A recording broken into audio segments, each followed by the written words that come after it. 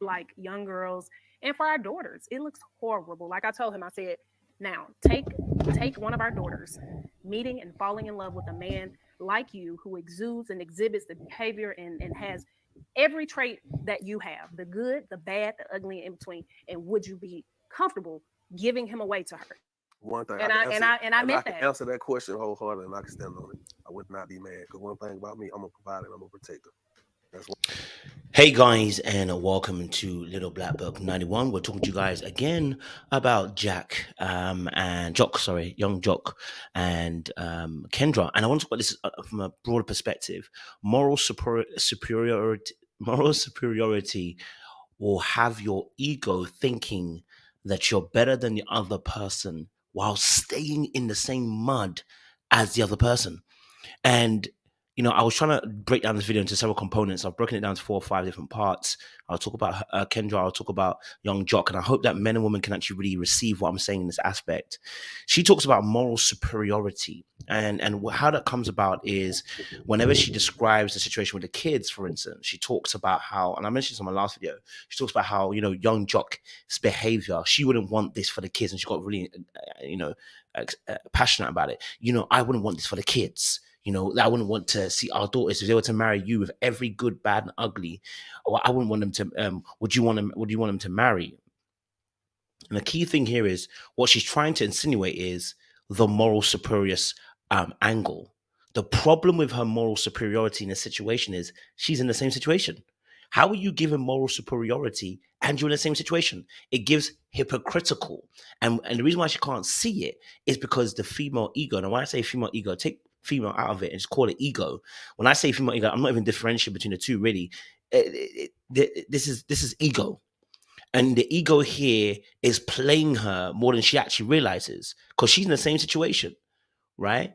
So in this situation, we're talking about moral superiority. What we really mean is believing that you have a higher, more righteous standing point in regard to somebody else. And this is why this conversation between her and young Jock is so powerful, because I think a lot of people and a lot of women can actually really can get something from this, because a lot of time women will describe relationships with men. Men are this, men are trash, men are this, men are that, men are this, men are that.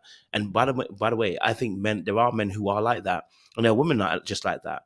But when you present moral superiority to the other person without really considering the fact that you were in the same situation with them, then we got to look at you. Why is it that you're not realizing you're in a situation with that person who, quote unquote, wasn't so great morally, and you were so much better than them, right? Now, it doesn't have to be said, I'm better than you. It's in the descriptions of what you describe and what you say. And if you listen to the rest of the video, it's actually a 16-minute video, and there's a lot of information that comes into it that really does actually begin to paint this picture, where she's like, she's describing and talking about all the situations that she's been through and all the things that he has done. And I'm like, okay, I hear you, sis. So he could be, and again, my issue with this also is it comes down to, she keeps saying, well, I wouldn't want our kids to be someone, what she said herself, I wouldn't want to be somebody who is a liar, a cheater, a deceiver, a gaslighter. That's not who I would want to be with, allegedly, right? But then, whilst you're saying allegedly, then why are you saying about the kids having a particular viewpoint of their father if they're saying it's allegedly? Which means you're not saying it's allegedly anymore.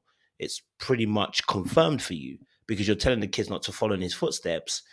Why? Based on what you're saying is allegedly. So, if it's not truth yet and it's not solidified yet, why would you make a comment like that? Now, of course, I understand, I'm trying to understand where she's coming from as well. And I get that it's tough, but I think this is really powerful stuff to start looking into, because what will happen is people start believing they're morally superior in their relationships, and oftentimes the other person's such a villain that this is what happened. But my thing is, if you're in the mud with somebody else, you can't really talk. But we're going to talk a little bit more about it. We'll keep it nice and short.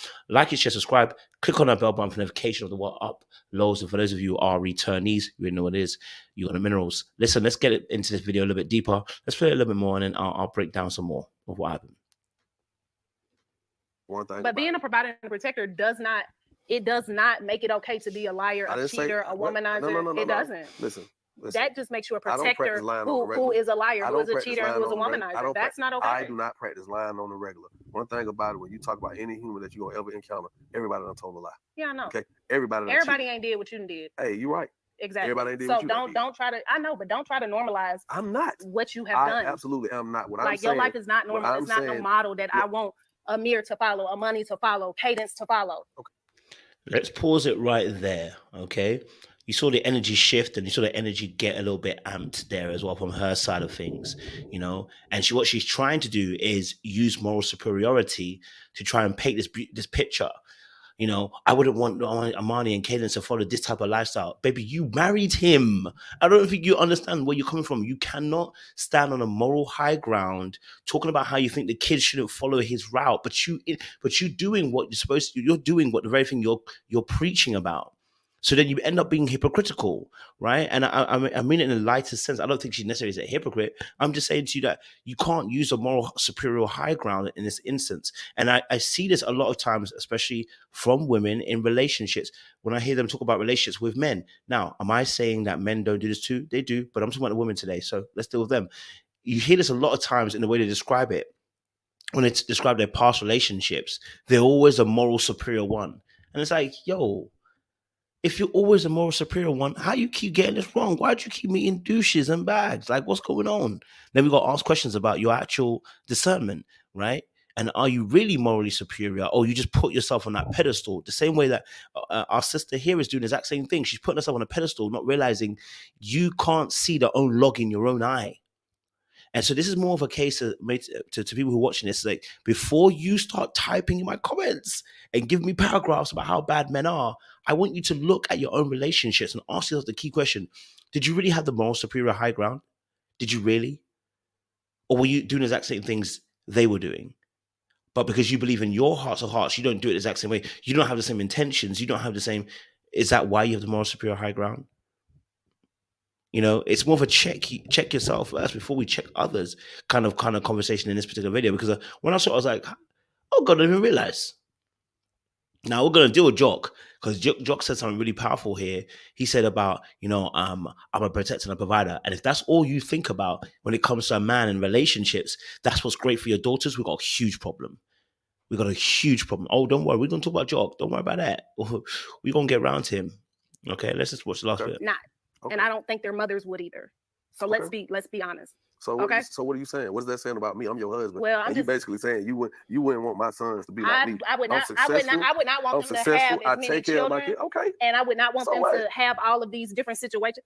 That's not something I would want for them. I don't necessarily want that for them either. Okay. But don't sum me up just in the fact because I got kids. So now as you hear him talking, obviously, he's like, look, I'm even agree with you. I wouldn't necessarily want them all to have these kid situations the same way I have it, right? So if that's the case, she can back down then. Say, okay, well, I think we agree here then, right? That's the only thing I'm talking about. Everything else, I think you're amazing. I think you're great. But that part of your life, no. But she instead, when she first started it off, she blanketed the whole statement about, I won't want them to follow your life, follow what you do, but not making it very specific. If you're going to be specific, then it makes it very prominent. Look, you have many situations with kids, and to be honest, I don't particularly want that for the kids. But she made a blanket statement on purpose. You know what she was doing. She's a lawyer. She knows. She made a blanket statement on purpose because that's how she's feeling at the moment. And I keep telling people, and I'm going to do a video on this, stop thinking because you're hurt and you're justified in your hurt that you can just say anything. Because then it makes you, again, you lose a moral superior high ground and you become the same person as them. You don't get to have a high ground when you start insulting people. Do you understand what I'm saying? When you start coming and attacking people, you don't get the moral high ground. You don't suddenly now become the better person because you insulted them. And I feel justified because you hurt me, so I can see what I'm doing. Hey, please. It puts you in the same position as that person. It's unfortunate, and maybe not the same gravity in terms of consequence or action, but it doesn't make you any better. And actually, that's what my point about Kendra is, that she's staying. So why is she staying? We're talking about the female ego, which is that, in the ego, you think you can save somebody. In the ego, you think you're better than somebody. In the ego, you think you can control the narrative, right? But I keep saying this, she's got a reason as to why she wants to stay in a relationship. And again, part of it is that she wants to be a musician. I think I love the ideal of the fantasy of him being a musician. She wants to make great music herself. She's spoken about them making good music in future. I think there's a part of the fantasy that's within herself. So, she has to be real with herself too. Why are you staying?